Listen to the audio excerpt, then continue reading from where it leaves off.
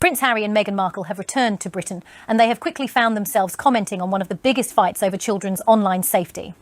Meta has agreed to pay up to $17.1 billion to settle a major US legal battle over allegations that Facebook and Instagram harmed children and teenagers.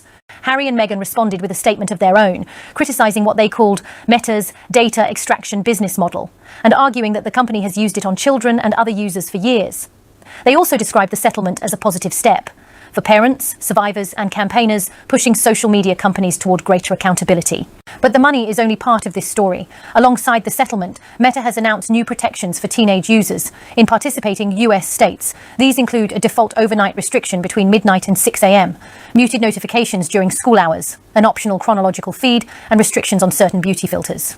Those changes could matter more than the headline figure. They potentially affect the engagement-driven model behind social platforms, where keeping users active creates more opportunities for advertising and data collection. There is, however, an important limitation. The new protections are tied to the US agreement and will not automatically apply to teenagers in Britain or elsewhere around the world.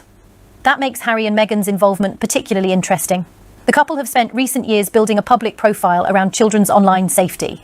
Their response to the Meta settlement gives them a major example of the kind of accountability they have been calling for, and the timing adds another layer.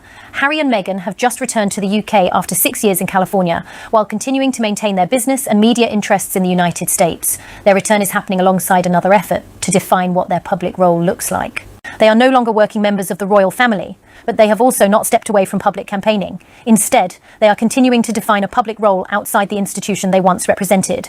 Online safety is one of the clearest areas where they have chosen to do that. The Meta settlement gives them something that advocacy campaigns rarely get: a concrete corporate agreement involving one of the world's biggest technology companies. Whether those new measures actually protect young users is a much harder question. They still have to be implemented, enforced, and tested in the real world. For Harry and Meghan, though, the significance is already clear. Their return to Britain is not just a change of address. It is another moment in which they are defining the kind of public influence they want to have, and the causes they want that influence to be associated with.